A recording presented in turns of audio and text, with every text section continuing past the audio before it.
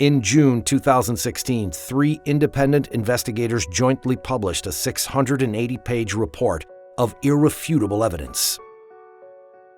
China, to my knowledge, is the only country in the world where the government-run industrial program kills people and sells their organs. The report shows that just the 169 hospitals approved by the Ministry of Health could have performed over 1 million transplants since the year 2000.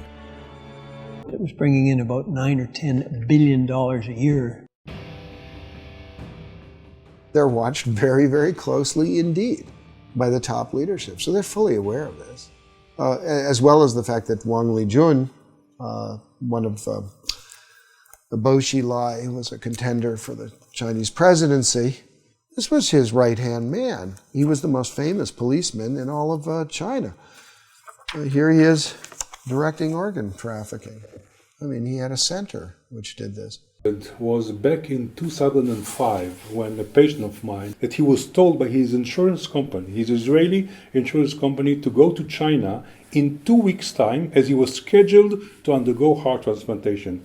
And when I asked him how come such a surgery can be scheduled ahead of time, somebody has to die on the very day of the operation, he said he didn't know, and he went to China and got his heart transplantation exactly on the date that he was promised. Another example that's I can't get out of my head is a man from a country who went twice to China. First time he went, they brought him 4 sets of kidneys, and none of the 4 was compatible with him.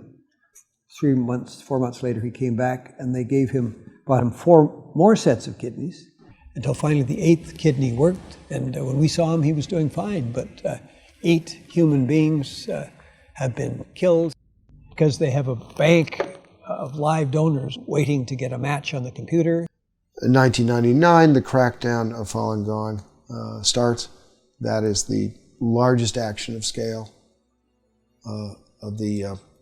by the Chinese Communist Party since the Cultural Revolution. And by 2000, 2001, that's when you have this explosion of transplant activity. We see continuity in the numbers over time.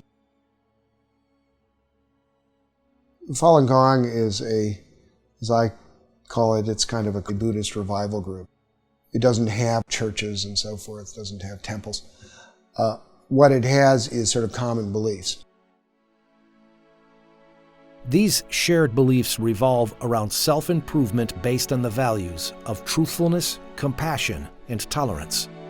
By the end of the 1990s, the Chinese government estimated that over 70 million of its citizens were practicing Falun Gong. Jiang Zemin, the head of the Communist Party at the time, saw Falun Gong's popularity and revival of traditional values as a threat to his rule, and launched a violent campaign to eradicate it in July 1999. The official line in terms of repression of Falun Gong of the party is bankrupt them financially, ruin their reputations, destroy them physically. So that the vilification is destroying their reputations, the organ transplants is destroying their physical. It was like convert or die.